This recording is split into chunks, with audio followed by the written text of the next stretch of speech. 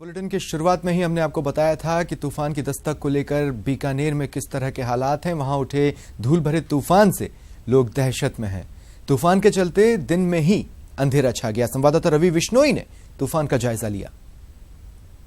कई दिनों से मौसम विभाग द्वारा समूचे पश्चिमी राजस्थान में तूफान आने की आशंका जताई जा रही थी और देर शाम बीकानेर के खाजूवाला में सबसे पहले ये रेत का बाउंडर देखने को सामने आया। न्यूज 18 ने प्रमुखता से इसे अपनी स्क्रीन पर दिखाया और उसके बाद धीरे धीरे ये बाउंडर जो है खाजूवाला से बढ़ता हुआ बीकानेर के अन्य कस्बों में फैलता चला गया। और इस वक्त की स्थिति मैं आपको दिखाना चाहूँगा जब 7:03 हुए हैं और रेत का बाउंडर बीकानेर शहर को अपने आगोश में ले चुका है। दिन के भीतर यहाँ पर अंधेरा हो चुका है और वाहन जो हैं वो थम चुके हैं। आप देख सकते हैं हेडलाइट जलाकर सड़क के किनारे वाहनों को रोक दिया गया है।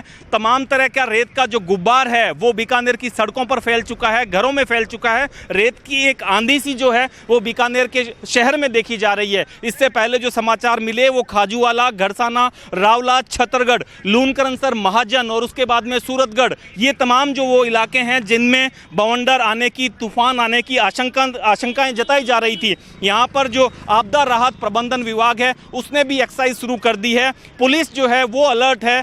किसी तरह से उपखंड अधिकारियों को मैसेज जो है पहुंचाया गया है कि लोगों में पैनिक कम हो, परंतु जो स्थिति इस वक्त आप देख पा रहे हैं वो स्थिति कुछ ऐसी ही कमोबेश बीकानेर में बनी है इस रेत के बाउंडर के आने के बाद में। और तमाम तरह के जो मौसम विभाग के अलर्ट थे वो यहाँ पर कहीं न कहीं सच होते हुए नजर आ रहे हैं। ये स्थिति जो है बीकानेर में शाम 7 बजे की है। ये कब तक जारी रहती है ये देखने वाली बात होगी, परंतु मौसम विभाग का अलर्ट कहीं न कहीं अब काम कर रहा है और बीकानेर सहित समूचे पश्चिमी राजस्थान में इस तूफान ने दस्तक दे दी है। सहयोगी धीरज जोशी के साथ रवि बिश्नोई, न्यूज 18 बीकानेर। चुनावी साल में प्रदेश के चिकित्सा मंत्री कालीचरण सराफ जयपुर के गोपालपुरा बाईपास का नाम बदलना चाहते हैं, लेकिन कांग्रेस उनकी सोच से नाराज है। कांग्रेस का आरोप है कि अपने नंबर बढ़ाने के लिए मंत्री सराफ संघ नेताओं के नाम पर गोपालपुरा बाईपास का नाम रखने की कवायद कर रहे हैं।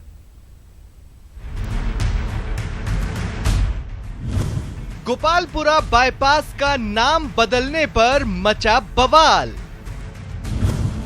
सराफ ने सुझाए 3 नाम: पंडित दीनदयाल उपाध्याय, श्यामा प्रसाद मुखर्जी और भगवान परशुराम का नाम। कांग्रेस ने बताया संघ को खुश करने की कवायद।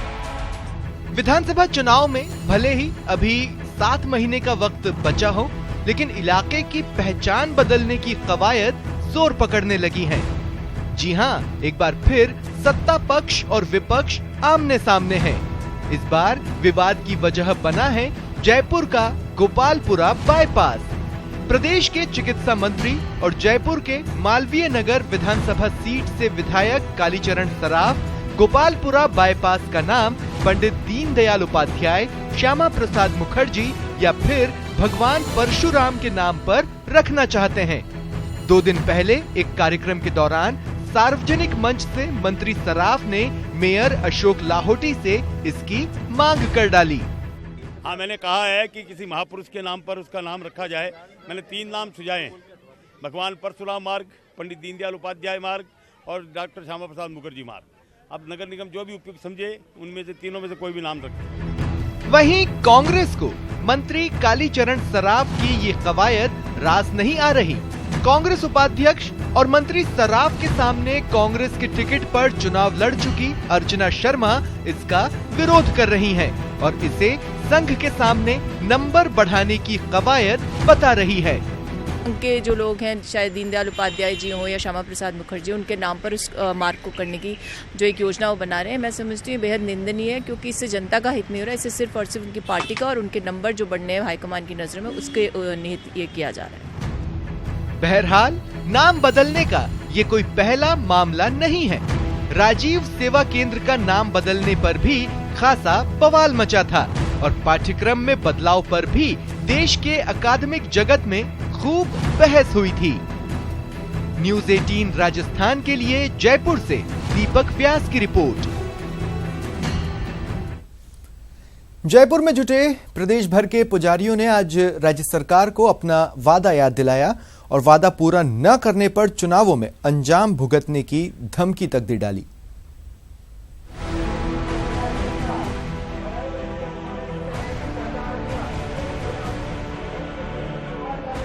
लंबे समय से मंदिर माफी की जमीन पर कब्जे की मांग कर रहे पुजारियों ने सोमवार को एक बार फिर प्रदेश की राजधानी जयपुर का रुख किया और मानसरोवर में धरना देकर राज्य सरकार को सुराज संकल्प यात्रा में किया अपना वादा याद दिलाया। हमने अजमेर में जब अभी लोकसभा का उपचुनाव हुआ, जहाँ जहाँ हमारी मुख्यमंत्री जी गई वहाँ हमारा समाज का डेलीगेशन मिला, उसका फलस्वरूप उन्होंने एक कमेटी का गठन किया है। लेकिन आप जानते हैं कि राजनीति में किसी मसले को लटकाना तो कमेटियाँ बना दें। उसी सिलसिले में हमने आज ये आंदोलन एक चेतावनी स्वरूप दिया है। दरअसल रियासत काल में जागीरदारों ने मंदिरों के पुजारियों को उनके परिवार के भरण पोषण के लिए लगान मुक्ति माफी जमीन भेंट की थी। इन जमीनों पर पुजारी कई दशकों से खेतीबाड़ी करते आ रहे थे। 1963 में एक परिपत्र के माध्यम से पुजारियों को खातेदारी दे दी गई, लेकिन 1991 में तत्कालीन सरकार ने परिपत्र जारी कर पुजारियों के नाम विलोपित कर दिए, जिससे पुजारियों के सामने रोजी रोटी का संकट खड़ा हो गया। हम जो ये चाहते हैं कि हरियाणा में भी भारतीय जनता पार्टी की सरकार है, उन्होंने जिस पैटर्न पर पुजारियों का नाम खाता और खसरा नकल में दर्ज किया, राजस्थान में भी 1991 के आदेश को विलोपित करके पुजारियों का नाम दर्ज किया जाए। चूंकि 6 महीने बाद प्रदेश में विधानसभा चुनाव होने हैं, इसलिए पुजारियों को उम्मीद है कि मुख्यमंत्री वसुंधरा राजे इस मामले में सकारात्मक रुख दिखाएंगे। न्यूज़ 18 के लिए जयपुर से सौरभ गृहस्थी की रिपोर्ट।